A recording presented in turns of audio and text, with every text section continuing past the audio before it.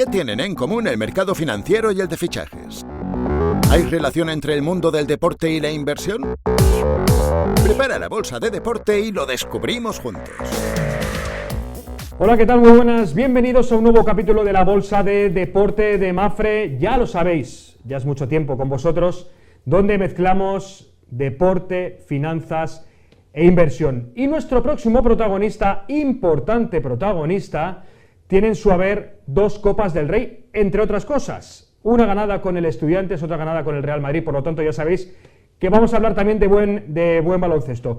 Nuestro protagonista se retiró relativamente pronto, a los 29 años. Quiso tener un tiempo muerto, que dirían en el baloncesto, en ese aspecto, pero ni mucho menos frenó en algo en lo que está ahora mismo siendo un auténtico éxito para él, que es en el mundo de las finanzas, en el mundo de la inversión, en el mundo de la representación, porque nuestro próximo protagonista lidera una de las agencias de representación más importantes del mundo. Estamos hablando de YouFirst, una agencia que está en más de 14 países, con más de 300 empleados. Por lo tanto, si mezclamos todo esto, pues lo metemos en una coctelera y nos sale un protagonista perfecto para el podcast que tenemos. Y vamos a saludarle ya, porque es importante, como decíamos. Juan Aysa, ¿qué tal? Muy buenas. Hola, ¿qué tal? Encantado de estar aquí. Pues mira, ya te hemos presentado y por supuesto a mi alma mater en el podcast, Luis García, ¿qué tal? Muy bien, Julio, muy bien, ya entrando en el otoño, ¿no? Ya empezamos a coger el abrigo, ¿verdad? ¿Te has puesto malo ya? No, todavía no, pero vamos, si quieres que... Yo un poquito. ¿Sí? Un poquito, sí. ¿Tienes pero la bueno. Sí, pero espero que no se note mucho. No, y aparte de nuestro protagonista ya verás, que lo decíamos ahora en la presentación, ha vivido una época en el básquet muy buena y vamos a poder meter en esta coctelera, como decíamos Luis, el mundo del deporte y de la inversión. Bueno, Juan, lo primero de todo, ¿cómo, para nuestra audiencia, para situar un poquito, cómo no puedes definir de tu época en el baloncesto? Te decía, 2 Copas del Rey, has jugado en 2 grandes, en Estudiantes, en el Real Madrid. Para la gente que tanto te recuerde como no te recuerde, ¿cómo eras tú en el básquet? Recordarme, me temo que habrá pocos que me recuerden. Sí. Pues, bueno, jugué 10 años profesional. Bueno, yo creo que fui un jugador medio, tuve suerte de jugar en algunos equipos importantes, estuve un año en el Real Madrid, en la época en la que estaba Wayne Bravender de entrenador, y luego estuve en el Estudiantes 5 años, pero en 3 etapas, pero bueno, era una época muy buena del Estudiantes, normalmente siempre creo recordar que nos metíamos en semifinales de la Liga, en el playoff, bueno, ganamos un par de Copas del Rey, luego en Francia estuve también especialmente en Pau, que era un equipo que, bueno, en aquel año salimos campeones. O sea que, bueno, he tenido suerte de jugar en equipos que estaban bien, que jugaban Euroliga, que luchaban por títulos, y dentro de esos equipos, pues, bueno, era una pieza, digamos, media, digamos. Pero bueno, disfruté mucho la carrera, siempre, bueno, me gustó mucho competir, me gustó mucho jugar, el baloncesto me gustaba, pero sobre todo me gustaba jugarlo y competir. Y la verdad que disfruté muchísimo. Tuve algunos años también difíciles, especialmente en Orense, que estuve un par de años allí, que entonces estaba el equipo en ACB, pero era un equipo, bueno, pues más difícil, que peleabas por salvarte, no por títulos, y peleabas porque te pagaran a fin de mes.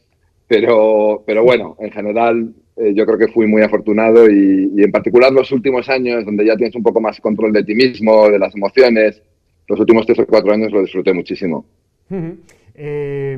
Oye, Juan, confírmame una cosa, porque yo buceando un poco en la vida de Juan Aysa, ¿es cierto que no eras muy bueno de pequeño en el deporte? ¿O ya esa media sonrisa dice cosas, ¿no?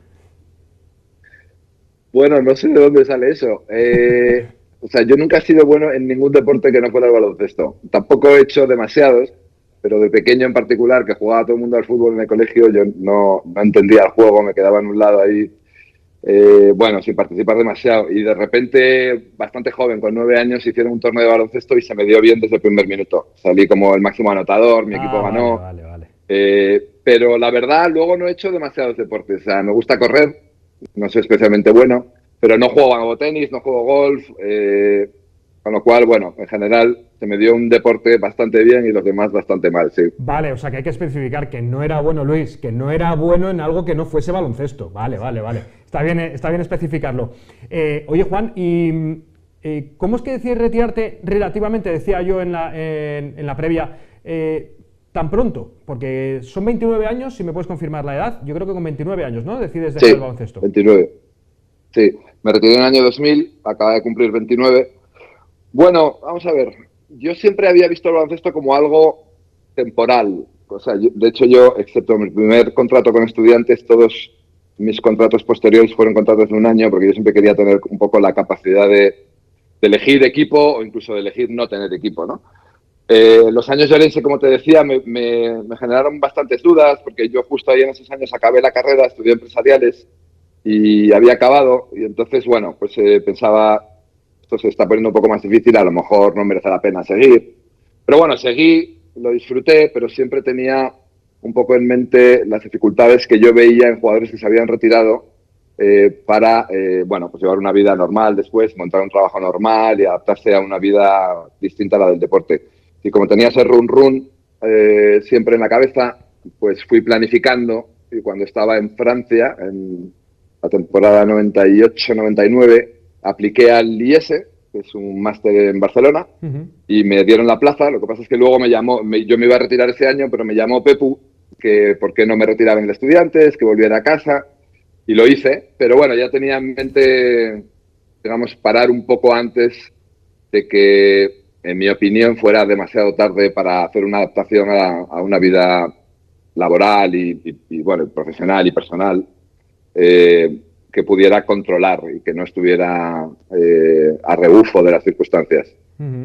Y ahí ya, Luis, es cuando, yo creo que Juana nos lo confirmará, pero yo creo que ya le estaba dando vueltas al mundo empresarial.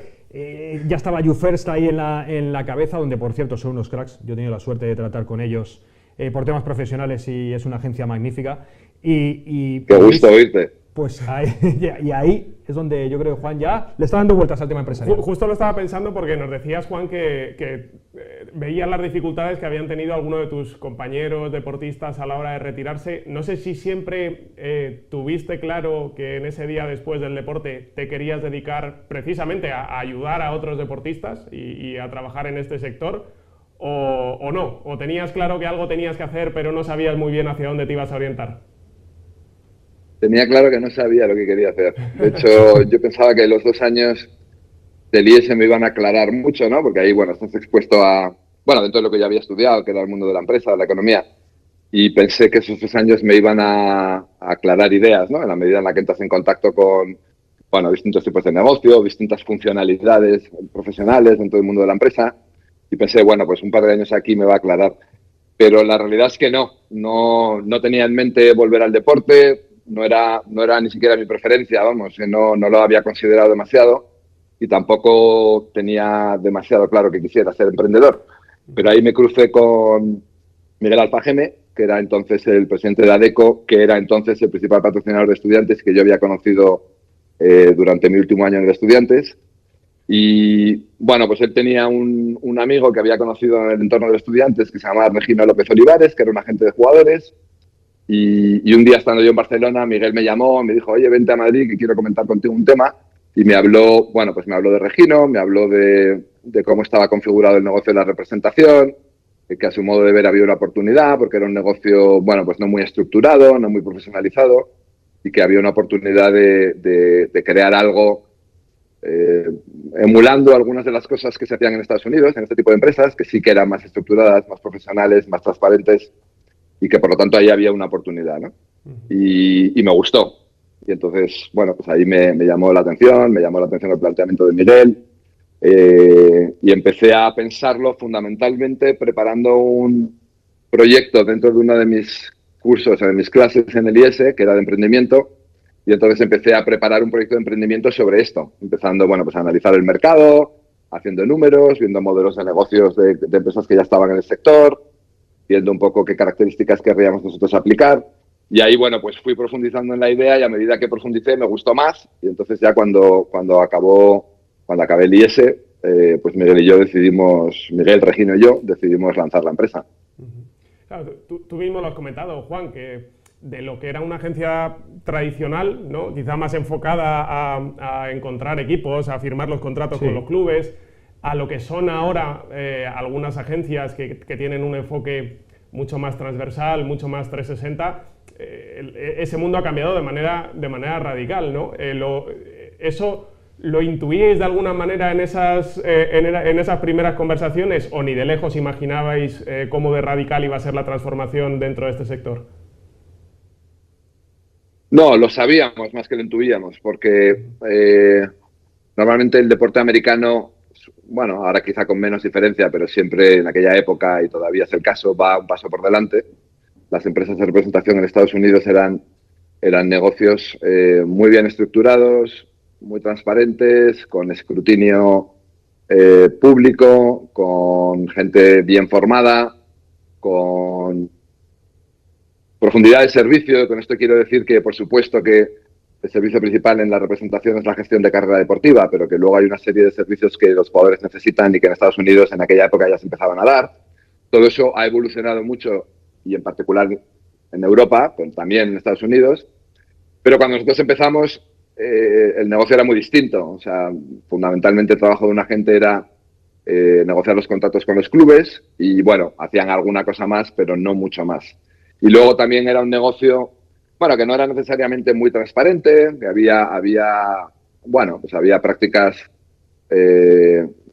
digamos, no muy profesionales en algunos casos, ¿no? Y nosotros, más que intuir, veíamos que en Estados Unidos era distinto, que aquí tarde o temprano iba a serlo. Y lo que nosotros queríamos era ser parte de ese cambio.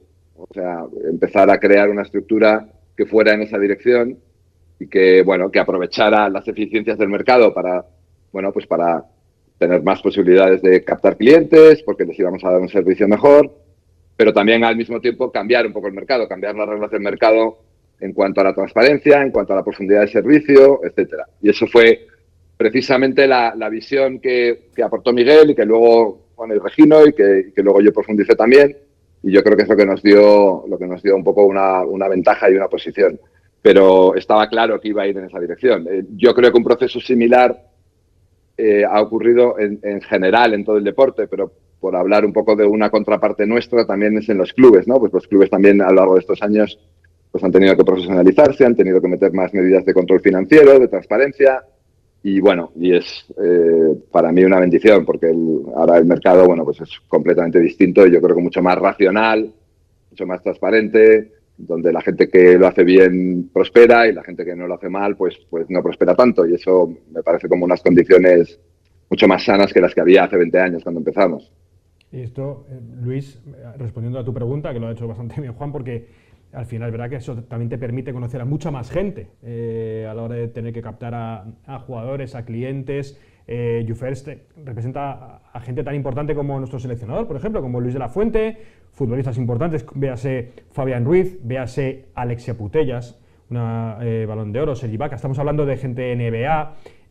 Juan, ¿conoces a infinidad de gente, infinidad de clientes que tenéis en la agencia? ¿Hay alguno con el que hayas alucinado, ya no solamente por la parte deportiva, sino también que la parte de coco, en la parte mental, en la parte que hayas dicho, vaya pedazo de talento tenemos aquí, también por el trato, o sea, de todas las personas que te puedas haber encontrado y digas tú, joder, es que con este he alucinado, o con esta jugadora, o con...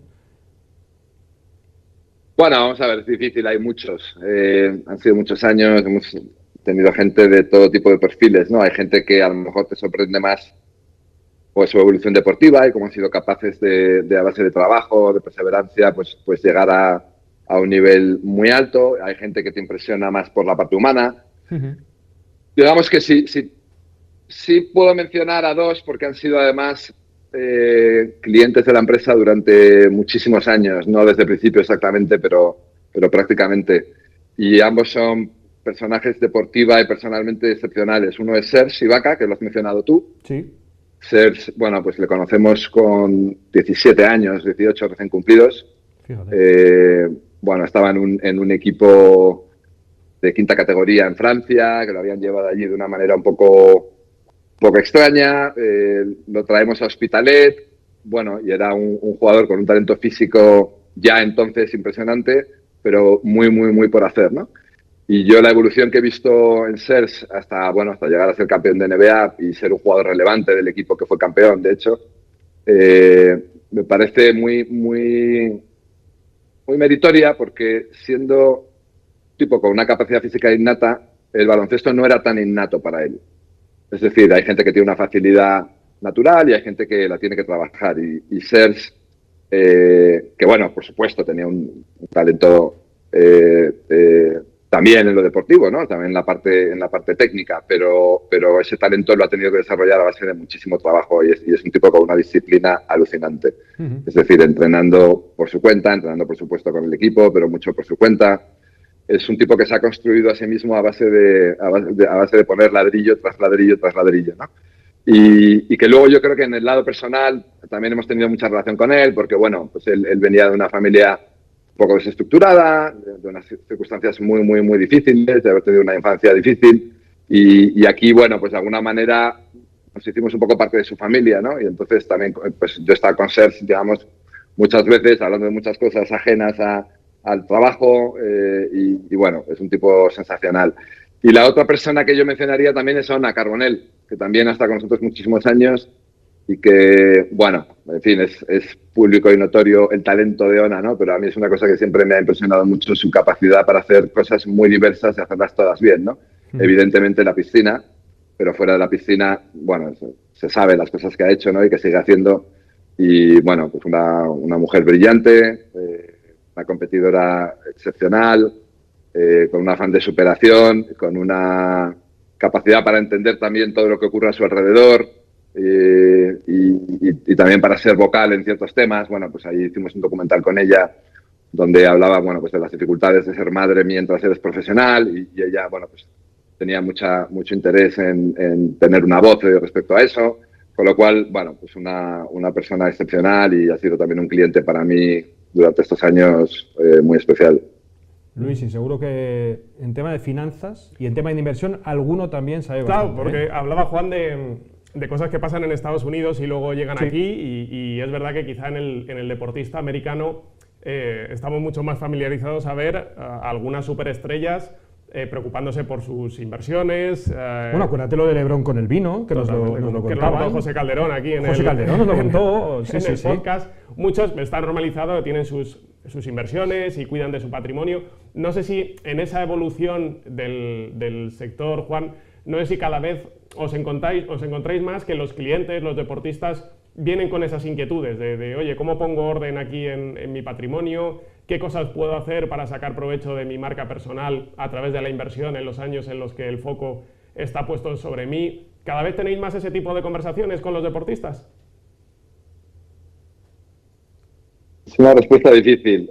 Sí, pero muy poco más, o muy insuficiente respecto a lo que debería ser desde mi punto de vista. Es decir, hay casos, en Estados Unidos en particular, es verdad que eso ha cambiado mucho, que hay la propia percepción del deportista, es decir, bueno, pues, que muchos deportistas americanos han querido trascender un poco de lo que es su trabajo en el campo, o específicamente en su deporte. Y igual que decía un poco lo de Ona, pues es gente que ha querido tener una voz en ciertos asuntos, pero también que ha querido, digamos que con la plataforma que le da su fama, su imagen, su marca personal, desarrollar negocios, en algunos casos pues por mero afán financiero y en algunos casos también por apoyar cosas que querían apoyar. Y ha habido algunos casos muy visibles, cada vez hay más, pero en el conjunto de los deportistas, y ya no solo en Estados Unidos, sino en Europa y en cualquier lado, yo creo que todavía es un tema en el que los jugadores no tienen suficiente sensibilidad o sensibilización. Es decir, yo creo que sigue siendo algo que van un poco a remolque de las circunstancias y que todavía en general a los deportistas les cuesta tomar el control de algo tan importante como es gestionar bien su patrimonio. Entonces, sí. Te iba a preguntar, Juan, ¿y qué falta para dar ese paso? Aparte de más, barriendo para casa, de más podcasts como La Bolsa de Deporte, que intentamos hacer un poco esa labor y hablar con los deportistas, no sé qué es lo que falta. Falta más formación, falta más que se quiten esa, no sé si llamarlo vergüenza o eso. Esa coraza, a lo mejor que tienen muchos. Sí. Tú que les ves desde muy cerca, ¿qué falta para que vayamos dando ese paso y acercándonos más a una situación más ideal? Bueno, vamos a ver, hay un punto de partida, hay una limitación estructural, yo creo, o digamos, que es que estamos hablando de gente muy joven en general. Y eso implica, bueno, pues en algunos ámbitos, pues falta de experiencia, falta de años vividos, ¿no? Para aprender qué es importante y qué no. También gente que sobre todo cuando ya tienen un talento importante, ¿no? Y pues que están acostumbrados también a centrarse en el deporte y a que haya gente alrededor ocupándose de temas, ¿no? Y eso no es necesariamente malo, es necesario, de hecho, pero a mí me parece muy importante que el deportista sepa de qué temas se tiene que ocupar la gente que está alrededor y quiénes son los que se tienen que ocupar. Y yo creo que ahí todavía hay un poco de falta de entender que en este tema en particular se tienen que poner en manos de gente profesional, de gente de confianza, que a veces no es necesariamente gente de su propio entorno. Es decir, a veces hay que buscar gente de confianza que no sea necesariamente de mi entorno familiar o de amistades, ¿no? Porque no necesariamente mi entorno familiar o mi entorno de amistades es profesional de un tema tan complejo como es el asesoramiento patrimonial, la gestión de banca privada, etcétera, ¿no? Entonces yo creo que pues uno empieza a ganar dinero, está centrado en el deporte y tiende a no darle esta importancia. Entonces, ¿qué hace falta? Bueno, yo creo que lo primero es que ellos se den cuenta. Es decir, ahora, ¿cómo se van a dar cuenta? Pues programas como este. Nosotros hacemos bastante concienciación en el día a día con los deportistas, con nuestros clientes. Pues que haya un interés por parte de todos los organismos, instituciones o actores del mercado que están alrededor del deportista, pues desde los sindicatos, que me consta que hacen esfuerzos, los clubes, las ligas, las federaciones, por supuesto. Yo creo que entre todos que tratemos de que el deportista ponga el foco en, primero, ocuparse de ello, más de lo que hace, y segundo, tratar de hacer un esfuerzo por encontrar gente que les pueda ayudar, saliendo un poco del circuito de gente con el que sí tiene mucha confianza, porque es gente muy próxima a ellos, ¿no? Familiares, amigos, etcétera. Entonces yo creo que eso es una cosa que se ha mejorado.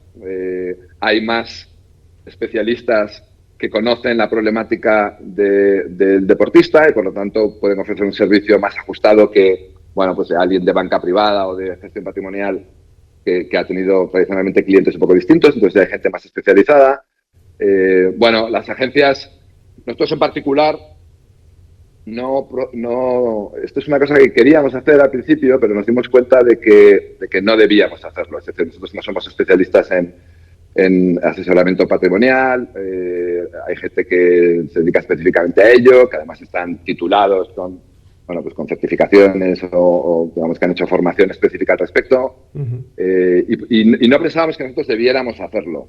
Además ahí, pues también hay un poco un conflicto de intereses, porque, nosotros lo que queremos es que el deportista tome las mejores decisiones y que se asesore de la mejor manera y a veces, si nosotros desarrolláramos ese servicio, que es un servicio muy importante, pues hay que ver si hay otros actores que están más especializados, pues pensábamos que sí, ¿no? Entonces decidimos no meternos en eso, lo estudiamos durante muchos años, pero al final nunca nos llegamos a meter de verdad, pero sí que ayudamos, digamos, a nuestros clientes a que se ocupen de ello y conocemos proveedores que los podemos orientar. Entonces, es el tipo de responsabilidad que yo creo que sí debemos llevar a cabo, ¿no? Entonces, yo creo que las agencias tienen esa responsabilidad. Hay algunas que se meten en temas de asesoramiento de inversiones, etcétera. Nosotros decidimos no hacerlo, pero sí a los deportistas que quieren les guiamos en cómo elegir un proveedor de servicios bueno al respecto. Yo es que pondría un Luis García. Yo un Luis García. Me ha quitado la pregunta, pero precisamente le estaba preguntando eso, si cuando les preguntan, pues recomiendan pues eso, algún curso, algún profesional, alguna cosa de esas. Bueno, y Luis, algo que tú me preguntas, oye, habrá que preguntarle a Juan, ¿cómo es el momento de reclutar, si se me puede utilizar la palabra, reclutar, captar, negociar, atraer a un deportista, Juan? Porque claro, para tener a los mejores, la gente pensará, bueno, es que no creo que sea fácil. Habrá que tener un trabajo detrás de... Tampoco quiero que le des pistas a la competencia o a quien sea, pero bueno, ¿cómo se trabaja en ello? Porque la gente, seguro que la audiencia de la Bolsa de Mapfre, seguro que la Bolsa de Deporte de Mapfre tiene curiosidad por saber cómo es. Bueno, para nosotros ha cambiado mucho. O sea, cuando empezamos, nosotros veníamos de baloncesto, entonces en baloncesto teníamos un cierto nombre, sobre todo por Regino, que era ya gente que tenía clientes. Y bueno, pues Miguel Alfajeme venía del entorno del baloncesto, yo también, obviamente. Pero, por ejemplo, entonces bueno, nos costó, pero fuimos relativamente rápido. En fútbol era otra historia, porque en realidad teníamos cero experiencia en fútbol. Cuando empiezas a reunirte con jugadores y a decirles que, bueno, que estás creando un modelo de representación distinto, nuevo, con una serie de atributos, pues de dar muchos servicios y tener una estructura real para hacerlo, de ser muy transparente con el jugador, de ayudarle a nivel internacional. Nosotros nos fuimos abriendo oficinas a nivel internacional muy rápido. Y entonces dices, bueno, pues hay esta serie de atributos, de cosas que no vas a encontrar en otra agencia, pero lo primero que te pregunta es ¿a quién representas? En particular en fútbol, a nadie. Entonces, bueno, pues es un proceso muy laborioso, ¿no? Tiene una metodología. Nosotros tratamos de formar bien a nuestros agentes tanto en el reclutamiento como en la parte de prestación de servicios y todo, pues tratamos de dar una metodología y una formación. Pero para mí una cosa muy importante es qué tipo de empresa construyes, con qué tipo de gente y por lo tanto qué transmites. Y tú en una reunión puedes contar una cosa u otra, ser más o menos convincente, pero a largo plazo lo que se impone no es necesariamente lo que cuentas, sino lo que eres. Y entonces nosotros hemos tratado de construir una empresa que, bueno, pues que respondiera a esos atributos que os he dicho, con los que empezamos, ¿no? Pues una empresa donde trabajamos mucho, donde yo creo que la gente lo ve, ¿no? Es decir, tenemos una capacidad de compromiso muy alta, entonces, bueno, pues son 24 horas al día, 7 días a la semana, tenemos gente muy bien formada, trabajamos mucho en equipo, es decir, normalmente con un jugador hay 2, 3, 4 o 6 personas involucradas, dependiendo de la complejidad de los servicios y del momento y de las necesidades que tenga el jugador. Vamos bastante a largo plazo, no tenemos prisa, pues no digo que sea habitual, pero a veces, pues los agentes quieren empujar a los jugadores en una dirección u otra, pues porque creen que es conveniente para ellos mismos, y nosotros, tratamos de formar muy bien a la gente diciendo, aquí lo importante es el largo plazo, lo importante es que el jugador vaya mejorando. Nuestros intereses vienen después, nuestros intereses están defendidos en la medida en que a nuestros clientes les vaya bien, ¿no? Entonces vas creando una cultura, vas creando unos recursos, tienes un equipo, pues tenemos un equipo en general más largo que la competencia, podemos dar más servicios, podemos estar más cerca, tenemos gente, como decía, que es gente en general bastante normal. En el mundo de los agentes a veces hay, no sé, personalidades muy fuertes y agentes muy protagonistas. Nosotros hemos tratado de huir bastante de eso y le damos más importancia al cliente, que es el protagonista, y en todo caso al equipo, no al agente individual. Entonces, al final, cuando vamos a reclutar, contamos eso, pero también lo llevamos, es decir, también lo somos. Y poco a poco eso se ve y la gente lo conoce y se acaba imponiendo. Entonces, para mí, lo importante para traer buenos clientes y trabajar con buenos clientes es ser buenos, no contar buenas cosas solo, que hay que contarlas, ¿no? Pero lo importante es lo que hay detrás, porque eso es lo que la gente acaba viendo. Pues Luis, vamos a ir cerrando esto. Sí, con una pregunta un poco, iba a decir ciencia ficción, igual no tanto, ¿no? Pero sí que pueda dar un poco más de juego, porque Juan, tú conoces bien, y lo hemos hablado, ¿no? Los distintos ángulos de este sector del deporte, los distintos jugadores, me refiero a los players, como dicen los americanos, sí, sí. ¿No? La gente que está involucrada.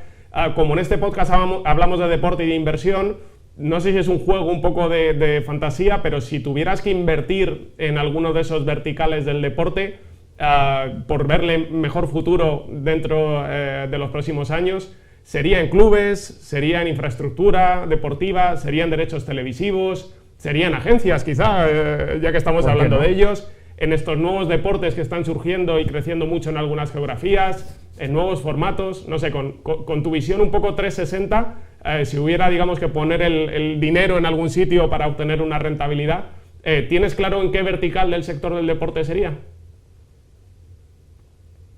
A ver, vamos a ver, en general el deporte, y no tengo datos suficientes para respaldar esto, pero en particular en España, por ejemplo, ocupa más espacio mediático y más espacio en la mente de la gente que en la economía real. Y no digo que no tenga importancia, pero tiene mucha importancia en el día a día de la gente, en el día a día de los medios, en el día a día de los contenidos, y desde el punto de vista económico no hay tantas oportunidades de inversión.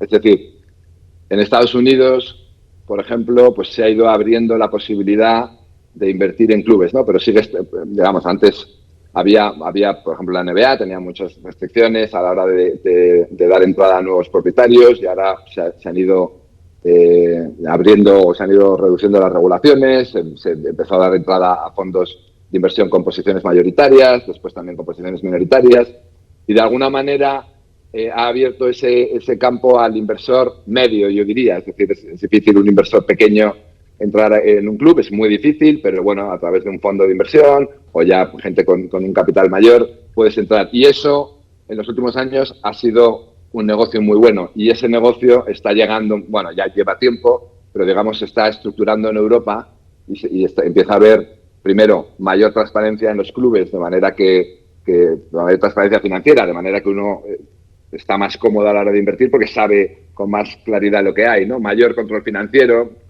se limitan las posibilidades de perder dinero, eso para un inversor evidentemente también es interesante, y empieza a haber más vehículos para invertir. Normalmente, bueno, pues oye, pequeñas participaciones se pueden hacer de manera directa, pero también a través de fondos de inversión empieza a haber vehículos que invierten en eso. Yo creo que ese es un mercado que va a seguir cambiando mucho, es decir, va a seguir habiendo oportunidades, se va a democratizar un poco más la posibilidad de invertir en clubes a través de ciertos vehículos. Creo que, bueno, pues en la medida en la que el sector, en particular del fútbol, porque en otros, hablando de equipos de baloncesto, es una historia completamente distinta para mí, pero en fútbol, bueno, en la medida en la que se ha profesionalizado todo mucho, es un buen ecosistema para invertir. Yo creo que ahí va a haber muchas oportunidades. Bueno, las agencias, evidentemente, es un mundo que ha cambiado mucho también, ha habido mucha consolidación, ha habido, bueno, pues entrada de fondos de inversión ya desde hace años en las grandes agencias americanas, que a su vez han empezado a comprar agencias a nivel internacional, pero no deja de ser un mercado, no es un mercado, digamos, donde haya capacidad de invertir a un inversor, digamos, privado y pequeño o medio, ¿no? Yo creo que ahí ha habido mucha generación de valor, porque bueno, las agencias han ido consolidándose y creciendo, y eso es un proceso que continuará, ¿no? Y luego, hombre, donde yo veo mucho desarrollo, digamos, de startups, empresarial, es bueno, pues en tecnología aplicada al deporte o aplicada a los contenidos. Lo que pasa es que eso generalmente salen muchas empresas y fracasan muchas empresas, es un sector de mucho riesgo, ¿no? Ahí hay cosas interesantes, hay fondos especializados en ese tipo de inversiones, ¿no? Empresas que están utilizando tecnología para dar respuesta a necesidades en el mundo del deporte, ¿no? Pero bueno, eso ya es capital riesgo puro, ¿no? O mucho de ello es capital riesgo por lo tanto, con pues más incierto y más arriesgado, claro. Pues Juan, es que parece que lo habíamos ensayado, sí. Porque cómo nos gusta escuchar a gente con esta visión que tiene Juan, que compartimos, que ya hemos contado aquí. Absolutamente. Pues como bien dice Luis, Juan, que ha sido un auténtico placer. Oye, ya que tienes a tantos y buenos clientes, espero que captes también la bolsa de deporte de Mapfre y ya lo metas dentro de tu cartera y todos los meses nos tengas ahí, ¿eh? Estupendo, lo haré. Seguro que sí. Oye, Juan, muchísimas gracias. Muchas gracias. Un placer. Un abrazo muy fuerte. Abrazo. Lo hemos mezclado todo, lo hemos dicho al principio, ¿verdad? Bueno, que esa apertura que tiene Juan, que nos estaba hablando desde el mundo de la representación, que era un mundo que todavía no habíamos tocado, ¿verdad? Y que tiene tanta cartera, tanta inversión, tanto modelo de financiación. No es sencillo, y muchas cosas que tienen mucho que ver también con la inversión, ¿no? Y con las finanzas. Una, que lo que pasa en Estados Unidos acaba pasando aquí unos años después. Y el tema de la paciencia, la visión a largo plazo y el sector deportivo como sector con grandes oportunidades de inversión. La verdad es que creo que ha sido una charla muy, muy interesante. Sí. Y además, como decíamos, un tema que no habíamos tocado, que es el de la agencia de representación, y hemos estado con el CEO de YouFirst. Luis, muchas gracias. A ti, Julio. Y todos vosotros que sigáis estando tan pendientes como siempre de la Bolsa de Deporte de Mapfre. Hasta la próxima.